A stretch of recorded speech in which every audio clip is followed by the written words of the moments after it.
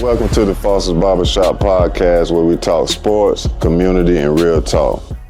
Let's talk about urban renewal, because that was when the Central Life Insurance Company, the largest black insurance company in the United States at one time, was right there. They just knocked the building down right there by the interstate. And so it was by Channel 3? Central Life, by Channel 3. Yeah. That was Central Life Insurance Company. Mr. G.D. Rogers started with James Ransom granddaddy started that there. And that building was there a long time. This had some serious meetings up in Central Life Insurance. But back then, black people couldn't get insurance. See, the most insurance a black person could get was for $600 back then. They weren't writing nothing. And then Central Life started writing them, because that's why people couldn't get buried right, you know?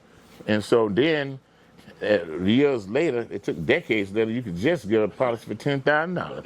They took advantage of us, because you paid on that policy. Forever, man. And the guy come to your house with the big book, come to your house, and then we get paid. I remember my mama had a policy on her cousin. Cousin Spoke. And when he died, it was for such like it was $500, okay? And it over 20 years. Overpaid on it. What year that was?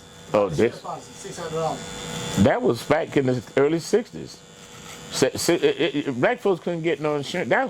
That's why black wealth never was created. Because as we died, we didn't have insurance policies or large assets we could leave behind to give our children. So they sort of shut us down by not allow us to get nice big $1,000 insurance policy. And then they came back, the first thing the city did was urban renewal. Well, what that was about, that was the Urban Renewal Act of 1944, I think, to be honest with you. And what it was a way to take slum and blighted areas and to knock them down and build back. Case in point, one of the first ones in Tampa was Tampa Park, okay? Tampa Park was an urban renewal project, and the story was, and this is published at the University of Tampa, is that C. Bly Andrews, that was over the Lily White Association, and Perry Harvey Sr., that was the president of the Longshoremen Union here, got together and created a Tampa Park Inc., which was a 501c3 nonprofit, and they put in an application with wasn't no hood back then, with the United States government under the Urban Renewal Act to get some money to build low-income housing. And so they had an application in. And then the City of Tampa Chamber of Commerce, which has always been the thing that try to run stuff around here, and always been the one that try to not really get black folks right. The Chamber of Commerce, they had their plan over here by where University of Tampa at. So it came about that both applications went to the federal government. And the NAACP, Bob Summers was the president and the regional director, and he said that they planning not for us, but they planning without us. And so what happened was he wrote a letter to the Justice Department people up in the United States that said it's not fair that y'all want to give this money to the white folk chamber to do their development on the west side of the river and not give it to the blacks that want to do Tampa Park, which was Perry Harvey, Bly Andrews, and James Hammond. Hammond was involved with that because he was the first black man to have electronics distribution on Cypress. So they got scared. And so what they did, they funded both of them. That's how Tampa Park got built, and they got that money, HUD, I guess it was by then, Housing Urban Development. They got the loan and built Tampa Park and Tampa Park Plaza over in the area that was called the Scrub. The Scrub was where black folks stayed. Scrub was a part of that? The Scrub was part of the land back then. All of that was the Scrub. All of that was the Scrub. All of that, Central Park Village. And the reason the Scrub came about, because you'll see pictures where it's just dirt and wood outdoor toilets. Okay, just 10 houses and 10 houses. It was a slum area. And the reason the Scrub got developed, why? Because it's down by the train station. Why? Because people with carpetbag jump on the freight trains and ride down here, and they just jumped off and ran away, and they ran into the Scrub. That's how the Scrub got developed. That's why it's down the train station. That's why the Jackson House down there, because it was where all the blacks was. You know, because and the best job for a black person back then was what? Pullman Porter. Pullman Port on the railroad, and then you had the longshoreman that was down there too, and then of course you had the bar down there, and then that's how you had Central Park, and you had Central Avenue, which was the heyday. I remember Central Avenue when everything was live, when it wasn't no old buildings, when it was crowded, when they used to have not the Florida Classic, it was called Maroon and gold. it was something there because they used to have FAMU and Bethune march down Central Avenue. And I'm standing there as a little boy in the 50s, just like 58, 59, and I see them cats come with shades on. That's why I wear shades to this day. They had shades on. They had them big, tall hats. And they would come down Central Avenue on that brick street, and they had them taps underneath them boots, and they had them white spats on them. They had them white spats on them, and they was hitting them boots, and you'd hear them taps. You hear them, they had them taps underneath the boots. What's up, Ron? What's up? They had them taps underneath, and that's all you hear, man. It was scary. And when they be hitting that drum and playing it, and them cats looked like they was 20 feet tall. You know what I mean? Because all of them was tall in the band. Man, I remember that. But Central Avenue was the heyday, okay? Now, they say back in 1944, okay? What happened was, my mama was born. okay, there was a guy by the name of Charlie Moon. Charles Vanderhurst. He was black and German. Yeah. It was Charles Vanderhurst. Charlie Moon owned 125 houses in Tampa at the time, and Charlie Moon owned every liquor license on Central Avenue and beyond. Okay? And Charlie Moon used to run the numbers. You had the Big Moon, the Little Moon, the Silver Moon. They ran numbers because we ran the numbers, okay? My stepdad ran the numbers, okay? I used to pull the ball like 1957 and 58, 59 on Central Street. See, that's why people leave me alone now, okay? Yeah, there was a black bull leader. Because you had the black bull leader, you had the Italian, and you had the Irish, and you had Charlie Wall and the boys. So Central Avenue was like when black, and what built Central Avenue up is the military. Because, you know, the guys would come here from the military on furlough, and they needed somewhere to go. They would not let the black soldiers associate with the blacks at MacDill. They had their own separate barracks, their own separate Drew Field, all this separation stuff back then. Yeah, they had integration. Segregation. Segregation, yeah. So what happened was, that's when they started building an entertainment restaurant district on Central Avenue. We had doctor's offices, library, dentist offices, nightclubs, theater, the Lincoln Theater. That was built to the Pyramid Hotel, the Cotton Club. My barber, Perry, used to be right here before Ben, who used to cut my hair when I was 5 years old. I used to come in here, actually 8 years old, because I was 6 years old over there. Perry was cutting your hair, Dan? Perry cut my hair when he was on Albany. Then he came here. I used to sit on that thing. So what year you were born? I was born in 1954. But I used to get Reverend Floyd. Reverend Floyd was on over in Central Avenue. Yes, sir. On that would be Central Avenue and that side street that go by what's that main drag go by Scott Street. Scott right on them. He was on the northeast corner. Reverend Floyd. That's who cut my hair. Foster used to cut my hair when he had the shop right there, the wooden house. Yeah, because he built this in '68, yeah. right? No, this was built in 86. 87. 87, and then Foster and Perry joined, but Perry was working back over in Central Park. He used to shine shoes when he was a barber. Yeah, See, Perry used to shine shoes. His uncle Barbershop. Yeah, he used to shine shoes. Uncle told him one day to pick the clippers. Yep, and that's how my barber Perry. And Perry had the best cut. Ben is the only barber. See, I'm very superstitious about my hair. Reverend Floyd cut my hair. Perry cut my hair. And when Perry couldn't cut no more, Foster cut my hair. And then Ben, I ain't had but four barbers, and I'm 72 years old. I'm very superstitious about putting your hands in my hair. Because I'm the root man too now. So I don't play with my hair. You don't put your hands, I don't let my old lady put her hands in my hair. I don't play that. But now give at the Central, so they would come on furlough and they had money. So they would go into the Cotton Club. They had another little place that, I forget the name of it. They go in there and do the jitterbug. Then they would come and stay at the Jackson House. So the Jackson House was like a little hotel motel, okay? And that's where if you was a prom, like James Brown, Ella Tisket, that lady that wrote the Tisket, Richard Taskett, she wrote that. And then, the white people start coming down later on in the 50s. And then that's when the twist come out with Chubby Checker. Yeah. Actually, the song was written right there in the Jackson house. And then the white guy came and seen the guy on, said, what y'all doing? They say, we doing the twist. And that's how they took it back, and Bandstand and all of them stole that from us with the twist, okay? But it was really developed right here in Tampa, Florida, okay? Because I was there, if y'all ever been around in Tampa, y'all ever heard a movie called Black Like Me?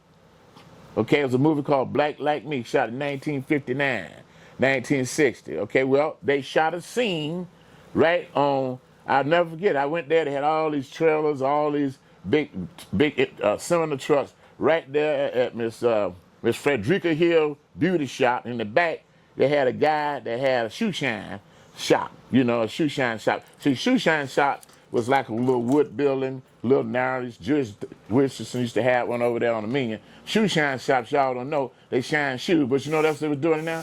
They were selling Bolitas. So that's why my stepdaddy sold Bolita right there on Scott Street. Okay, that was a front. Yeah, that was how you doing, sir? How you doing? All that cheese money. But they shot that movie behind Miss Frederica Hill, but she did have right there on Governor, because that's the street St. Peter Claiborne on Governor and Scott. They shot. I don't forget. Tracy, I forget his name. He was Spencer Tracy or something. They shot it right there. He's a star. Because I look at that movie, and you'll see in that movie, shot in black and white. He come down Central Avenue, and you'll see some old scenes of Central Avenue you ain't seen since the 50s or the 60s if you get the movie Black Like Me, because a guy that was white that put blackface on, that act like he was a black man, and he traveled the whole South on the railroad, on the train and stuff, just to see, just to see how people would treat him. And they shot part of it there. I remember seeing. Wait a minute. Huh? So that's where Eddie Murphy got that from? Yeah, black that was Black Like Me. Look it up. And I look at the movie every now and then to give you a sense of reality.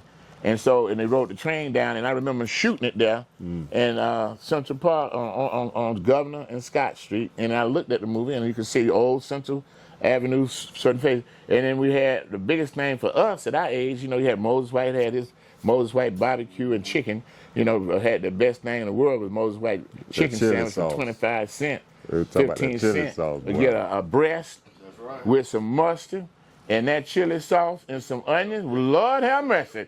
Good God Almighty, for 25, the breast was 50 cents, but the leg was 25. Lord, right up the street here from Baker's Pool Hall. Okay, everybody know Baker's Pool Hall. That was the hangout spot.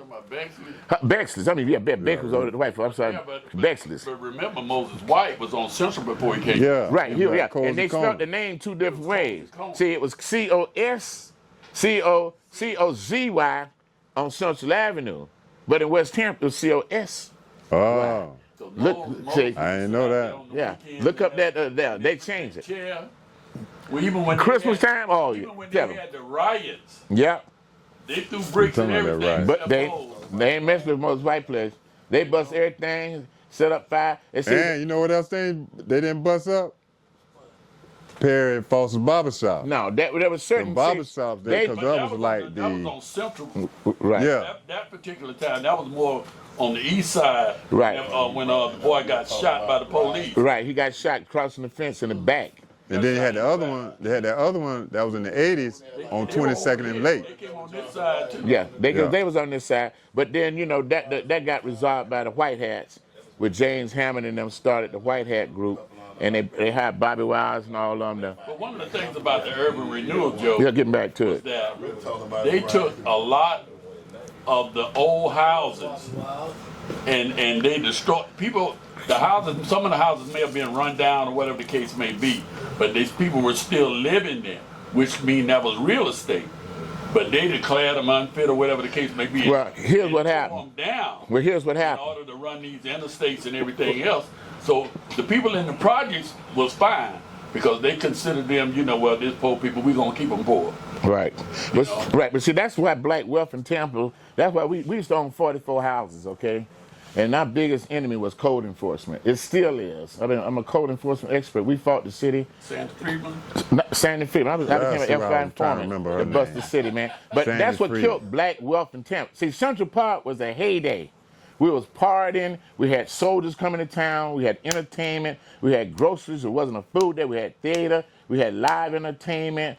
We had our own black schools with black teachers that cared about you. We had our doctors and lawyers all stayed in the same area. They didn't stay way out.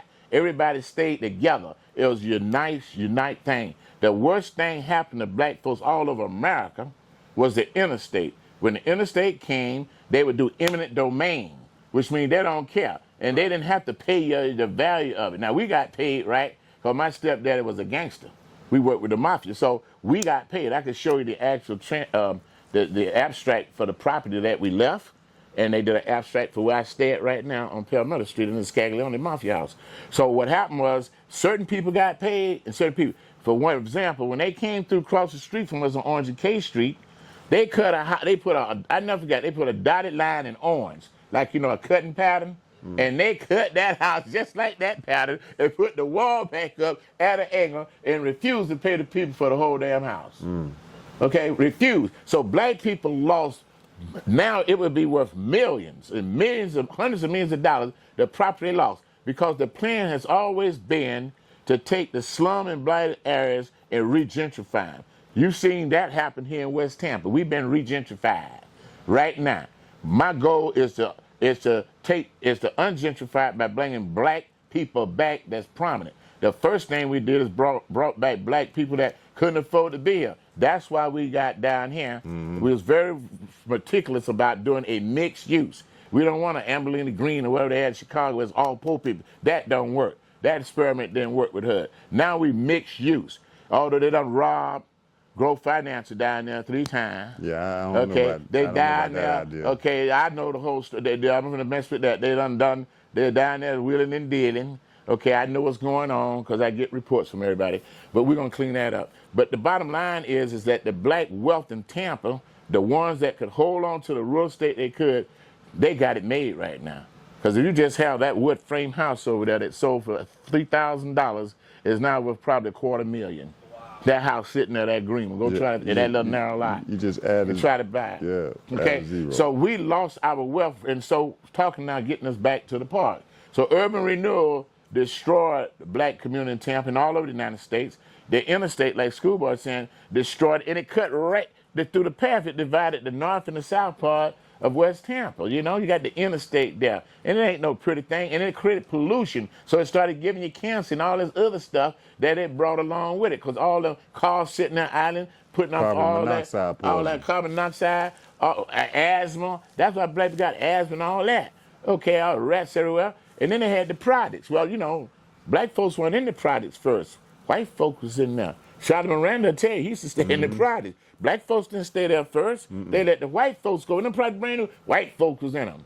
We were still in shanties, and some people still had outdoor toilets around here, okay? Yeah. Like you up there in Georgia somewhere. So then finally, thanks to Dick Greco, okay, after Chambers got shot over there at Lincoln trying to cross the fence in the riots, they decided we need to create a biracial committee, the city of Tampa. We need to talk about this. And there was some headways made. That's when Bobby Bowden and all these cats started getting them good jobs, and Gooseby Jones and all the community. TCEP. I was working at Comprehensive Economic Plan. I worked there and made $2.50 an hour.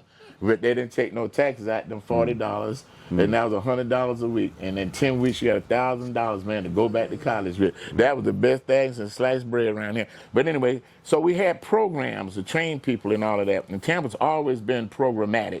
We still programmatic. So then after Central Park got destroyed, then that's when the urban renewal just took it on over, knocked it down, and it was completely gone.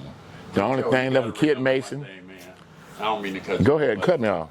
The inception of integration, it was applied. Wait a minute, tell them why you know about it.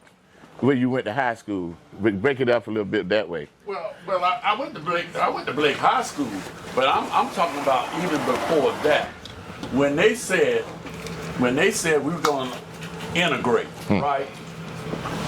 We were so happy to be able to do certain things that we weren't able to do before. But we should never have had to go to Robinson, Plant, and all these things. We pay just as much taxes as anybody else.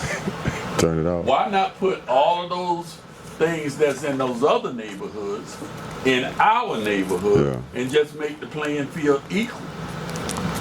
Well, you're right. And this is the thing, he won't tell the story, but this is what they used to do to black folks. He ain't gonna say it, but I'm gonna say it, looking right at the camera. They would take the old uniforms of Plant and give them to Blake. Yeah, I heard that, yeah. That's where Blake get their colors from. Take the old uniforms to the white folks at Plant and give them to Blake. This ain't shoes and all this is nonsense. That wasn't right, man. The only thing about that, What about? they did that maybe for a little while, but Blake had a dad's club. I remember that. Blake had a dad's club of older men and the people who had went to Blake. Daddy Bo. And when the athletics need something, they had it. They bought a brand new bus for them to travel in. The football team used to change uniforms at halftime. The basketball team always had what we need. So we was pretty good on that. But just the idea of having them go mix and go to school with somebody else and go listen to somebody else who didn't really care nothing about us. Yeah. You know, when we went to these high schools, Blake, Middleton, and all the Hillsboroughs are terrible. across the nation, those people cared about us. You couldn't get away with nothing. You could get in the run of a day. You could probably get your butt whipped 3-4 times. When they had corporal punishment, They that had powder. corporal punishment. The dean could beat you. You know, your mama would beat you. Your neighbor would Daddy beat you. would, Yeah. the neighborhood. So I'm just saying. But they mixed our kids. Little Johnny go over to Brett's house, the white dude house. They go in there. They close the door. Mama come home and the little boy cussed the mama out. Yep. Okay? Then they said that corporal punishment was doing irreparable harm to our kids. That's what the psychologists and psychiatrists said. So now, that's giving them the green light. And then they say, well, I'm going to call child services and all of these kind of things. So they just flipped.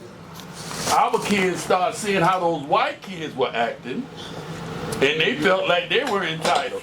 But in my house, if you close the door, you ain't got to worry about it because they're going to take the door off the hinge. Yeah. You know what I'm saying? That was the difference. And we paying for it right now today. Yeah. In the last 30 years or 20 years, these kids are off the chain. Don't respect nothing. I mean, in the system, in the school system, these kids cussing like it ain't nothing. They done took that away. Oh, Yeah, no, that's no. But see what they You go to Nah. jail here's for the other that. thing that they did, see. Here's the other thing that really hurt the black community. They got rid of the corporal punishment, but they punished us another way.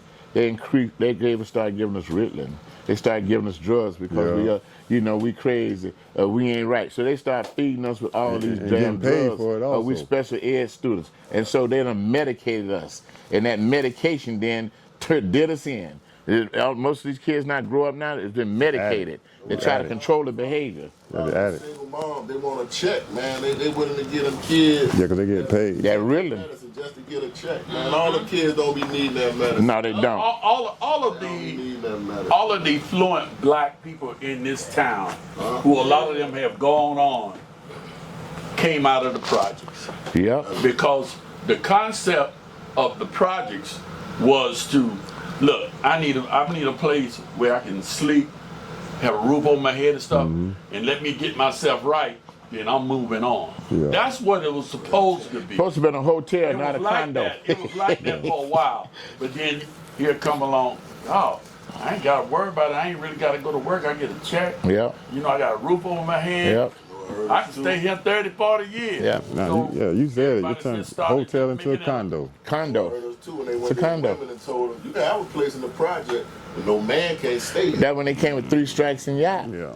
And see, so because they've always wanted to get rid of the black man, the black male leadership, and turn us into just a bunch of women running everything, which they did, a matriarch instead of a patriarch. So, my thing is this way, okay? All right, flash forward, getting back to the park. The park was, 1976, if I recall? Somewhere around 'Cause but that urban renewal destroyed the black community. It was fragmented. What we need in the black community now is defragmentation. You have a computer and they used to hit the button that says defragment. It pulls all the files together. That's what the black community needs to be defragmented. Because we are so fragmented right now, it's ridiculous. We all over the place. We're somewhere everywhere. But what happened was that was done intentionally. I can show you some maps when Tampa was being developed. Because I've been involved in this development stuff for a long time. I remember when they showed us maps that, okay, we're going to do this in West Tampa. We're going to do this in Tampa Heights, Jackson Heights. Notice don't even use them names no more. It's called North Ebo City. It's not Jackson Heights and Belmont Heights no more. We ain't West Tampa. We West River. So it was always a plan, and the plan has always been Miami 20 Gardens. years out. It's all So over. what did they use to get everybody property in Tampa? And I'm going to tell you, code enforcement. What they did, it was CDBG, Community Development Block Grants. I was there with the very first one. I think we were up to entitlement number 30 something now. The very first, they said, look, we're going to come into your community, but we need to assess it to see how bad it is. So we need to know if your roof leaking, if your flow leaking, your plumbing leaking, your toilet leaking, and we're going to come in and we're going to come with a grant program and we're going to provide you money, grant money, to fix it up. The black people say, okay. Hispanic people said, no, we don't believe the government. So Spanish people didn't let them go in their house. So the city came up with what was called systematic code enforcement. That meant that they didn't just do 1 or 2 houses. They took blocks of areas. And every house and every structure on that blocks of that area that they determined to be the CDBG area got inspected, if you let them. So they couldn't do it unless you let them. Black folks say, yeah, because we finna get a free roof. We finna get free this. We finna get a grant. Spanish people said no. So they went in and wrote everybody up. So the money started going, and, after about 5 years, guess what happened? Run out of money. But guess what didn't start running? The violations you have, that your roof ain't fixed, that your house ain't painted, that you got trash in your yard, that your electrical ain't right, kept running. So the city sat back because they had a plan. The plan was to build that park over there, Riverfront Park. The plan was to build HCC Community College. That wasn't there in Ebo City. That was all houses over there that were taken with code enforcement. Don't get me started. Over there, Robert City, that was our code enforcement that got that interstate along with eminent domain. So code enforcement became the new way to take people's property without just compensation. And it worked on older people. A lot of older people had their houses paid for. They weren't even paying taxes because their value was so low, they didn't have to pay with the homestead. Okay? So they went in and said, yeah, but we got to get them. So they started this aggressive Sandy Friedman. I call names. Okay, they ain't going to mess with me. And they said it was $40 million sitting in an account of liens and fines, mowing, paying all kind of mowing liens, illegal liens. $40 million. This is in 1986. She had just got off the city council and became the pro temp mayor, okay, because the other mayor, what's his name, Martinez, went to be the governor, and she took over the remaining term, and then she ended up with 2 terms and an extra year or 2 for mayor, which has never been repeated again, okay, back to back. So she come in and said, hey, you know what, we need some revenue, we need to do something. So they started a lien foreclosure program on that $40 million. We got caught up in it because we owned 40 houses. We had liens and fines, okay? We had issues. I had houses in Tampa Heights, Belmont Heights, Jackson Heights, Ebo City, and West Tampa, 40 of them. I was 12, 14, getting to be 20-some years old, and coming back from college, and here they come with this mess, okay? Hitting us with lawsuits. Hired Thena Joyner, I put the camera on, Clark Jordan Holmes, okay, and Delano Stewart created a law firm to foreclose on the liens. That was the name of their firm. Stewart, Joyner, and Holmes office, set a brand new office right across from the health department, right there on Nebraska and whatever that street, Kennedy. Okay, right on the corner. Building still left. They done foreclosed. And they started foreclosing on black people. And they had Charlene V. Edwards Honeywell, who's now a federal judge. Okay? Her name was Charlene V. Edwards, now it's Charlene V. Edwards Honeywell. She used to be married to Major Honeywell, but they got divorced, but her name is, she's a federal judge. Okay? Sitting there right now. She was the one to prove all the, I got it in my house now, every invoice that they wrote saying how much you owe on all these people around here, just taking people property. So I came about. They went to coming after me. Okay, now I'm out of college. And my mama talking about she ain't got nothing to do. She tired of them. Okay, she left and went to Georgia and said, you got to deal with it, son. So they came after me, threw me in jail. I used to go down to city council every Thursday saying, what y'all doing? Fighting code enforcement. I helped fight then they started them lawsuits. Now you couldn't get a lawyer. Well, no lawyer around there would defend you against a city code enforcement. So I started defending myself. I started writing my own response. Then we got George P. Kicklighter. Then we got Hewitt Smith. He didn't last but 10 days. Because every time you would get a lawyer, they go do something to you economically, financially. They go get your mortgage company. Okay, they go do, the city was notorious because they was gangstering. They were taking old ladies, I never forget, 80-year-old ladies foreclosing on them, losing their house, throwing the kids out, running them to the projects. That's why the projects got full. Okay, people had their own stuff. Then who ends up with the land? The city. What was the scam? They had Lyle and Skipper out of St. Pete. We used to call them Lying and Scandalous. It was Lyle and Skipper. They was the first people to foreclose. Then they got Athena in them, you know, because they want somebody black to be involved, because a lot of black people getting stuff too. And so they was foreclosing on liens that were 100,000, 400,000. They said we owed 4.5 million on liens and fines that we owed. So they went to court. Okay? I started filing answers and affirmative defenses on my damn own. I used to be down there because they threw me in jail. I went to jail because of that stuff. Never forget it. Never forget. September 20th, 1990. I'm down at my office. They told me I'm fired. They done went and told my company in Detroit, he going to city council talking about liens and fines. You know, I had to do something. Joe Chalura, I called name. I'm designing the animal control center out there on Falkenberg. Out there now. I said, well, man, we're not going to do that. You got to pay us more. Well, you need to, if he calling up, they don't want to get me fired. Everybody always want to get Joe Robinson. I'll go down to city council every day. I was a manager. I go to work when I get ready. And so, no, I go over there to get my stuff out. I come downstairs. I never forget, there was two of Tampa fans. I already told this story on video. It's going to be published, the book coming out soon. I said, come down the stairs at the Barnett Bank building, right there, where the Holiday Inn used to be, was the DoubleTree, before they knocked it down. I was right there coming down. I had an office on the 5th floor up. Used to look at the interstate, man. Come down, and there was two of Tampa fans. Never forget, September 24th, 1990. Never forget it. Go down there. They said, what you doing? I said, I'm moving my stuff out. They say I've been fired, but I don't have no proof of it. My company's in Detroit. They said, well, leave them boxes there. And I had my white friend with me. They took both of us out. Took us and separated. So they took him and talked to him. Took me. I had my car there. Y'all know we used to have that Pontiac 6000. Brand new, the only nigga with a car phone in Tampa. Okay, all y'all niggas want to call on my phone. Niggas, y'all ain't had no car phone. I had the first car phone in Tampa, Florida, man. The first car phone in Tampa, Florida, 1990, 88. I had an 88 car phone.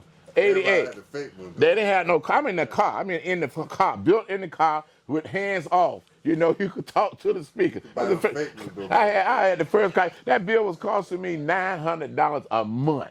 Okay, that's how much talking I do. I go to the park at that real front. They said, so let me use your phone to make a call. It still was paid for. Remember, they used to use my phone to call out my car. I said, go ahead, man, run my bill $900. But anyway, so the police put me in the car.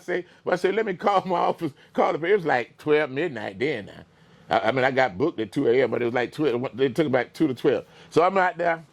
I hit it. I said, Dr. Davis in? His wife said, no, he not in. I said, you know the thing about me being fired? Because she was secretary of the corporation. She said, nope, I don't know nothing about that. I said, you know me being fired, because I got the police still seeing them. She says, I don't know nothing about it. They said, okay. So I said, thank you, Miss Davis. So I hung the phone up. Police said, well, get on out. They said, well, come on with me. So I went over. So they said, well, they opened up the back of the police car. I said, sit there. We're just going to detain you for a minute. They handcuffed me. Then they cracked the window that high. Then get some air to breathe in that back. You know, you ain't coming out. Ain't nothing. You ain't coming out. Ain't nowhere to come out. So they put me on one car this way, and right in the parking lot of Barnett Bank there. Now the back of town. Had the other car about from here to the window. Had the white man over in that one. So a phone call. So we listen to the police talking. They make a phone call. We got Robinson and Lewis over here. What y'all want us to do? We got call the sergeant. Here comes the sergeant. He got the 3 stripes on. You know, they're not gonna do nothing until the sergeant comes. The sergeant. So he come over there, and I already told this story on tape, so that's what I can tell y'all. And so then he come over there and he says, they call up the chief of staff for the city of Tampa, George Pennington. Okay, we got Joe Robinson and Tom Lewis. What you want to do? He said, put they ass in jail. I'll never forget. His ass dead now, but they said, put their ass in jail. So the police get off the radio, come over, let us out the car. They say, turn around. I said, for what? You being arrested for burglary of a structure. What? Because what happened was, when I went there, the door was locked. So I come down and ask security guard at the bank, hey man, why my door locked? He said, I don't know, Mr. Robinson. Somebody came and changed the lock. Some guy came down and I said, you got any paperwork showing who in charge of the office? So the police asked him too. This before I got thrown in the police car, right early on when they asked. He went in there and got a folder, and the folder was the memo I wrote saying I'm in charge of the office. But no other paperwork saying anybody else in charge of that office but me. Nobody. But they changed the lock. So I called the locksmith up. This is Joe Robinson. Oh, I'm a gangster, okay? I'm calling up a locksmith and say, get me a locksmith and pick that lock. And they did. Because I had my personal belongings in there. You ain't let me get my personal belongings out. You can't do that stuff. Even when you're renting somebody, you got to let their personal belongings out. Okay? So I had them pick the lock. I didn't pick it. I paid somebody to pick it. So the police says, you did? I said, yeah. Because I went to get my stuff. I had my license in. I was a registered agent for the corporation in Florida. So I had the stock. I had all the information on the corporation. So I need to get my stuff. I'm being thrown out. So I went to get my stuff. They left it there. It's still there the next day. So next time we get out, we getting arrested. Hand behind my back, got my suit tucked. I said, man, I've never been in jail in my life. So guess where they take me? It's 2 a.m. now. Morgan Street Jail. I go down to Morgan Street Jail, and guess I'm down there, took my tie off, take the little photo, fingerprint, all that there, but luckily my name wasn't Robinson on the record. So they take me out. I've never been in jail, man. And they say, okay, you're going to holding cell first. That would have got like 28 people in there from all kind of stuff. So I'm sitting there. I've never been to Morgan Street Jail. It's solid blip. Okay, solid. so the police station was on right here. That was 1710 Franklin. Law office right now. Yeah. I mean the law. Yeah, yeah. College. Yeah, but Morgan Street Jail is where they're gonna bring the high-speed rail train station. Right there by the cemetery. I remember that. And they used to holler to the inmates up there on the street. Used to holler, hey, women be hollering for the boyfriend up there, hollering and talking to him on the street. So I'm in Morgan Street Jail. Okay, that was over here in Park, right. So I'm at Morgan Street, never been in jail. I've been there with a felony now. Okay, they want to get Joe Robinson. They don't get me. So, white man, we get booked. We're in the cell. Then a brother come up and say, hey, man, I like that coat you got on. Okay? I say, my suit coat. He said, I like that suit coat, man. I want to get that suit coat. I say, bro, you want the coat here. You can have it. Because I knew if I told him no, it's finna be all hell in there, and I didn't know what to do. So I said, well, I ain't finna get into no argument about no suit coat. Okay? You can have the suit coat. So I gave the brother the suit coat. I never forget it. I gave it to him. Just say, quick, here, man. He put it on. He walked around in there.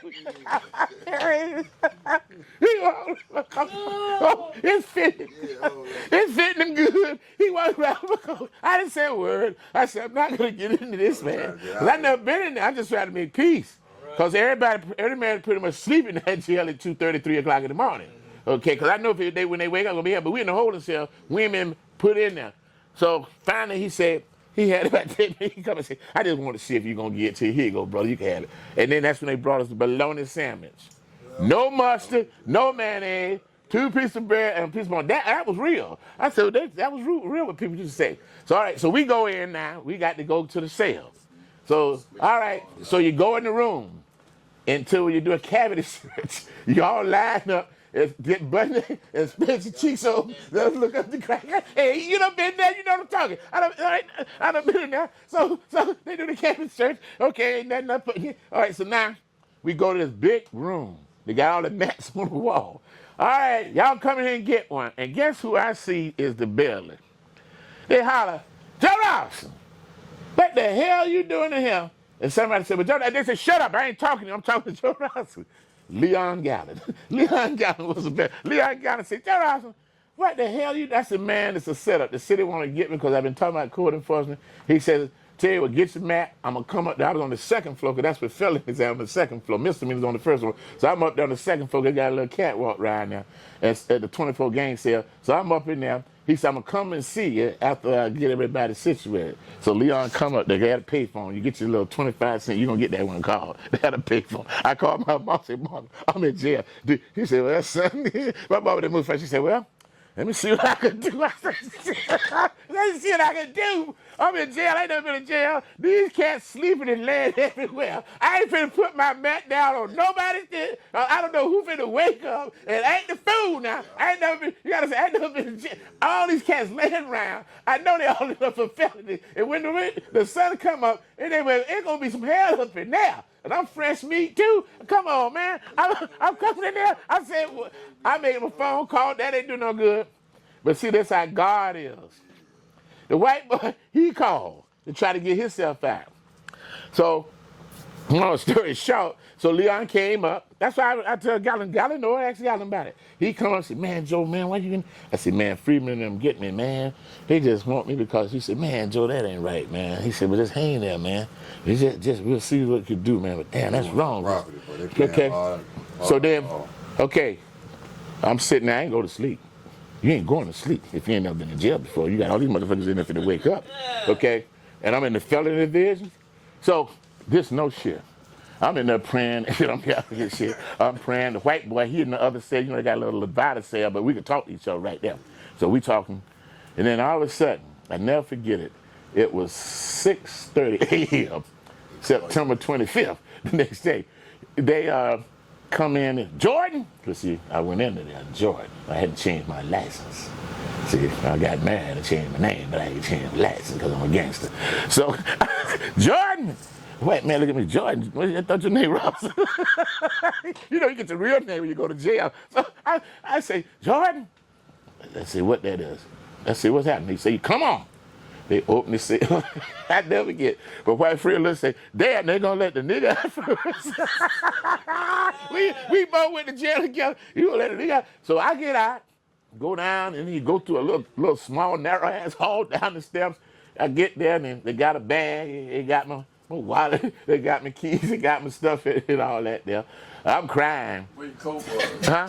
I had my suit. They gave me a suit. I had my suit coat in the jail. They took my tie. They take your towel. I thought you gave the coat. No, he gave it back to me before we went and got booked. And he was on another. He gave him he had on for 10 minutes. Said, I just want to see if you gonna I just gonna see what you gonna get to me now. You know, he was trying me. So he gave it back. Okay, and we became good friends really from a few minutes we was there. So then I get down. I never forget. They said, I said, what's happening? They say, I say, well, who got me out? I didn't bail out. It was Hewitt Smith had made a phone call to Judge Perry Little, and Judge Perry Little got me out on R&R. And that's right, to this day, I just seen another day at Chuck Mama thing that me and Perry Little like that, because he's from up there. His granddad, he raised his granddad up there around Ranch, Georgia. So Perry Little got me out. Got Joe Robinson out on R&R. So I got out. I never forget it. And by that time, it was about 8 o'clock, by the time they processed it. And I'm sitting out there on the steps looking at the cemetery, crying like a damn baby. And my mom, my wife, Van, come up there in her little white Subaru and picked my black ass home. And right after that, it was November 14th, when less than 9 days later, I came home and she had left me. Left me for gone. Took my daughter and everything. And the rest is history. And at that point, that's the lowest part of my life that I ever had. And that's why I told, and then what happened was this. This is how God, and I knew God was with me, got me out of there before they woke up.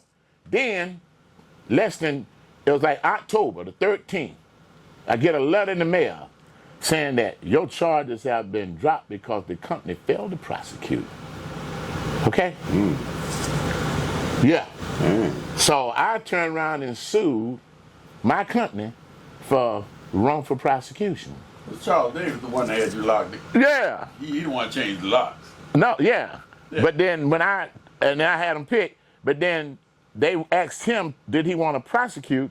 And they said no, because they knew my mama had made a phone call to my uncle in New York, because stuff was going to happen, just like I had to deal with Lou and Gloria over there with the nightclub. But so what happened?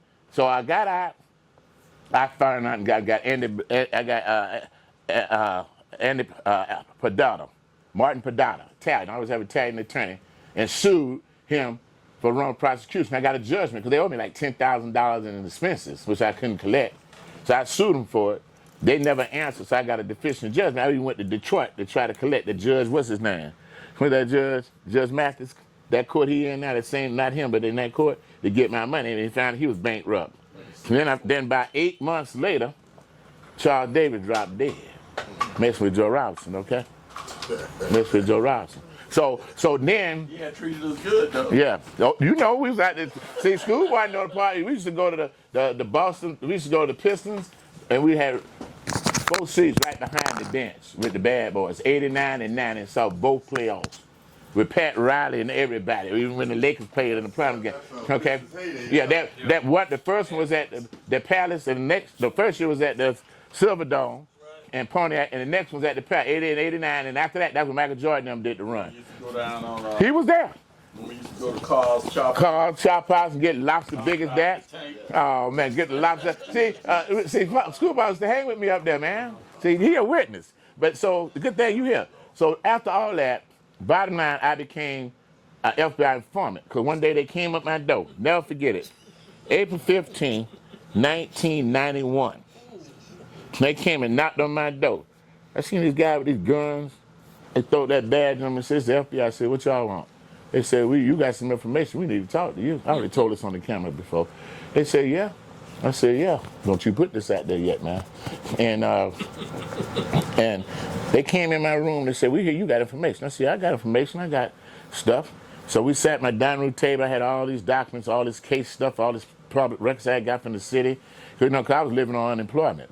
I was on EUC 1 when Reagan was in the president. I got EUC 2. I lived on unemployment for 2 years, was paying my mortgage. I stopped after my unemployment ran out. I was living on $20 a week, begging people around. I went down to 125 pounds, begging people to feed me over here at that place there off in Nebraska. That used to be that club, that right down the river. They had a little smorgasbord. I used to go over there and we used to beg people to feed me. I remember protesting at the new convention center, and they was laughing at me. The city staff would come out the bus laughing at Joe Robinson and all this here. Okay. So the FBI said, I said, well, what happened? We was there 4 hours. Never forget it. I said, what y'all gonna do? They said, well, we think you got a case. We'll get back with you. Well, I started going to the FBI down here on Franklin Street, Timberlake Building 1. They got a Timberlake 1 and a 2. Right? No, not Franklin, Zach Street, across from the old GT building. I used to go in there, and they had me going to the 10th. I would go to, and then they have a little foot pedal. They hit. You go in that room, they hit that foot pedal, they recording your ass.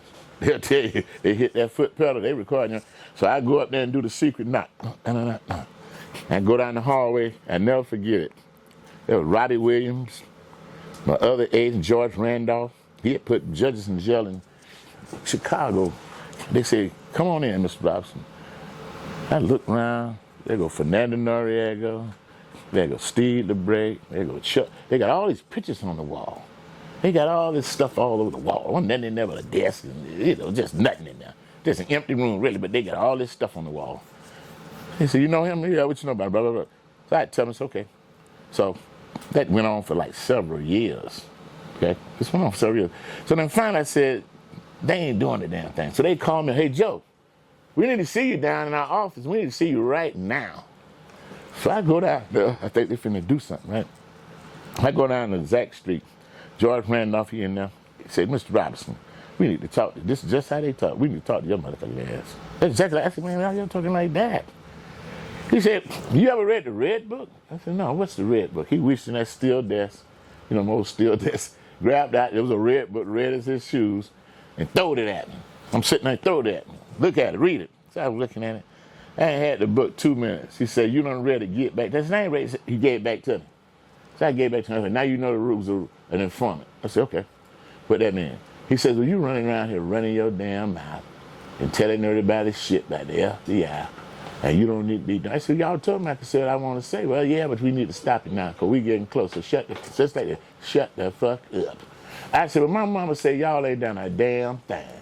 Okay, we've been doing this thing been going on for damn near. Y'all investigated for 7 to 8, 10 years, and a damn thing happened. The city's still doing this foreclosure stuff. They still around here running these liens and fines. People still losing their house.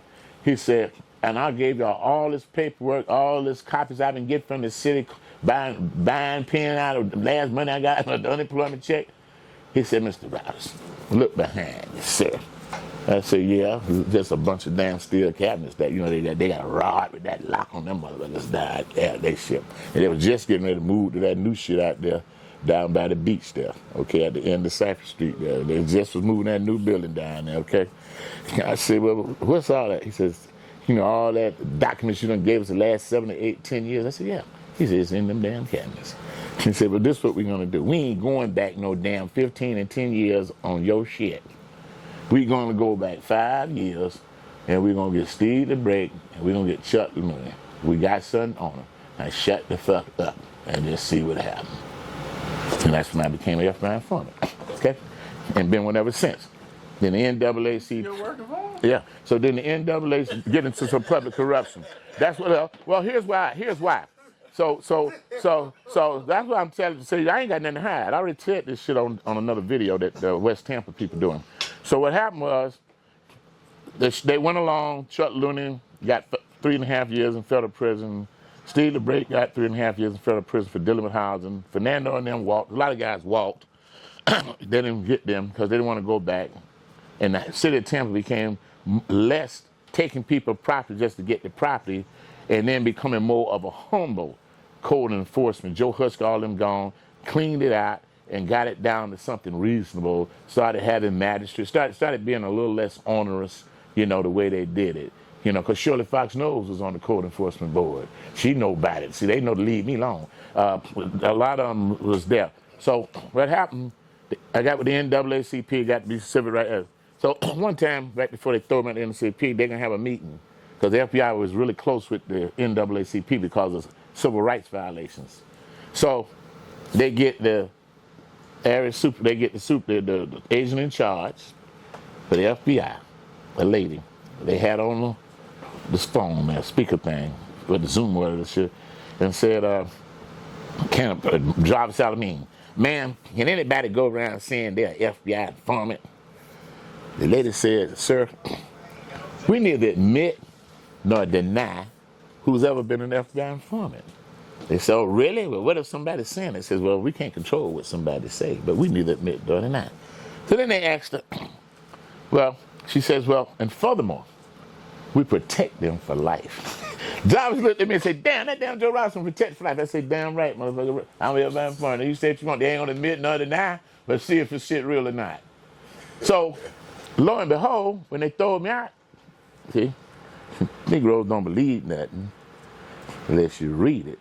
See, this is how Negroes is. They don't believe nothing unless you read it. So, December 30th, 2024, I got that card sitting in my door.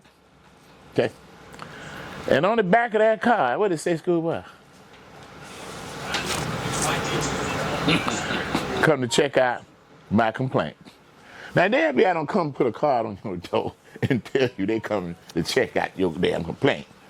And what it was is that I had filed a complaint on the NAACP for violating my civil rights, for conspiring to violate my civil rights under a little known federal statute called Title 18 Federal Criminal Code, Chapter 13 Civil Rights, Section 241. They use it for like police messing with people, but they use it on Chuck Looney and them, they use it. And it's if any two people conspire to deprive you of any constitutional right you have, it's a felony, punishable by up to 10 years in prison, and if death, life in prison. And it doesn't have to be an overt act done. It just can be said that they're doing it, or shown that they did it. So when the NAACP wrote that letter telling me to cease and desist and don't go talk on the radio show back to them, about they need an audit that they was violating and it was 2 people or more that did it, the vet and all of them. They wrote the letter, so more than one person. They conspired to get me out. And so till this day, that case is open. They just opened it last December. They ain't, until the FBI send you a letter saying case closed, that thing be open forever, because when you have a conspiracy, it can come and it can go. And a conspiracy don't never stop. So that's why I tell people I'm right from it, because I am. And I just don't deal with everything, and I just deal with public corruption. So that's why I tell the city, if y'all want to play this game, or not let me get the little money to fix up my houses, and I told them I'm going to go in there and use my houses as an example, they need to listen to what I say. Because the next thing I'm going to do is I'm going to file a federal criminal charge on them. Who you work for, Cedric? So, anyway, that's enough about that, man. So you got enough right there, but don't publish that yet. Thank you guys for watching the Foster Barbershop podcast. Make sure you like, share, and subscribe. Tune in to the next episode. Peace and love.